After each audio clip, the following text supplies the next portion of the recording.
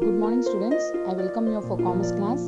Today we are going to start with a new chapter under unit 7, that is liberalization, privatization and globalization. Here we are going to discuss more about the meanings of all the three, that is LPG, as well as advantages, disadvantages, as well as impact of LPG. Liberalization means freedom.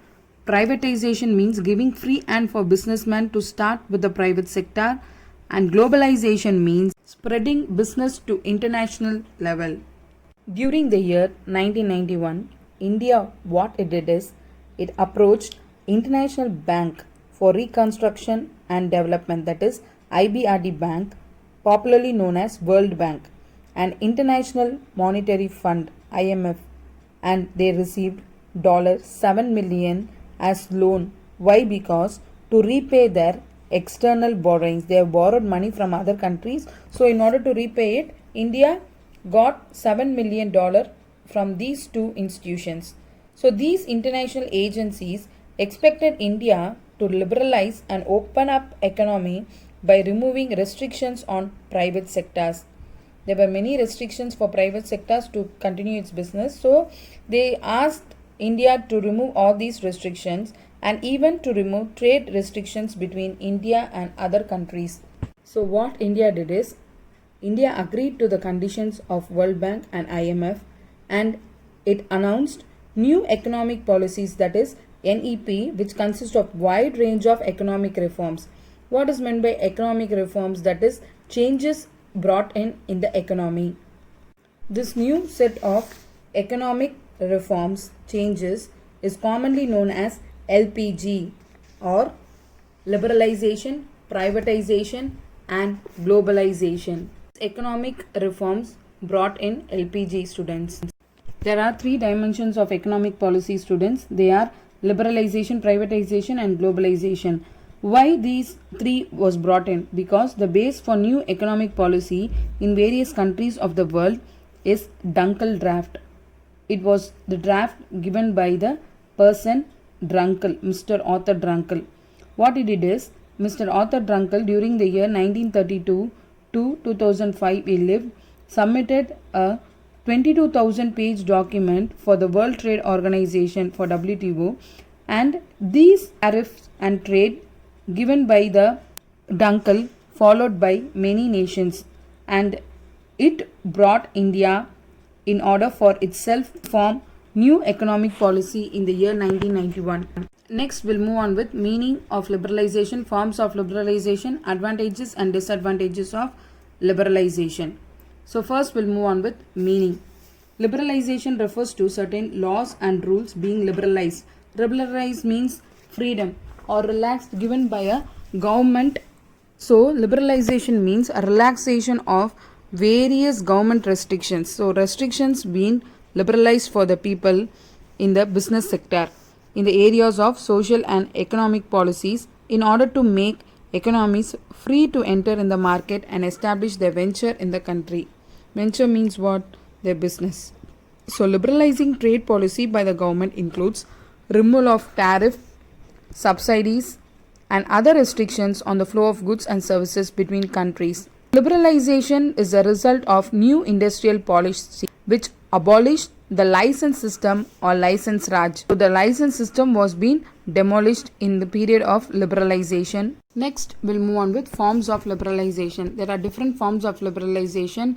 That is, the first one is liberalization for industrial licensing. In India, licensing for industries was mandatory before, when liberalization was not given. But after the setting up of liberalization, certain industries were given free hand. So after liberalization, all industries except 6 specific industries were liberalized, that is free from obtaining license. Those 6 non-liberalized industries were drugs and pharmaceuticals, hazardous chemicals, explosives, tobacco products, alcoholic drinks and electronics, aeroscopic and defense equipment industries. Currently only 5 industries are under compulsory licensing because these are very hazardous companies. So if it is given liberalization, it will not be effective and it will give harm to the economy. So, in order to protect these hazardous industries from creating any harm to the economy, these industries must obtain license compulsorily. Next one is freedom for expansion and production to industries. Earlier, government used to fix the maximum limit of production capacity, but now the industries are free to decide their production limits by their own on the basis of the requirements of the market due to liberalization. Next point is increase in the investment limit of the small industries. Before liberalization, there was a limit for small industries, and now the small scale industries has been raised to rupees 1 crore. So these companies can upgrade their machinery and improve their efficiency. The next point is foreign exchange reforms. So foreign exchange was allowed after liberalization in the year 1991 as an immediate measure to resolve the balance of payment crisis. The rupee was devalued against foreign currency. So this led to an increase in inflow of foreign exchange. Next is liberalization of export and import transactions. By giving liberalization and by simplifying procedures for export and import, the governments wanted to permit the international flow of goods, services, capital, human resources, and technology without many restrictions. Then we'll move on with advantages and disadvantages of liberalization. The first is advantages. First advantage is increase in foreign investment.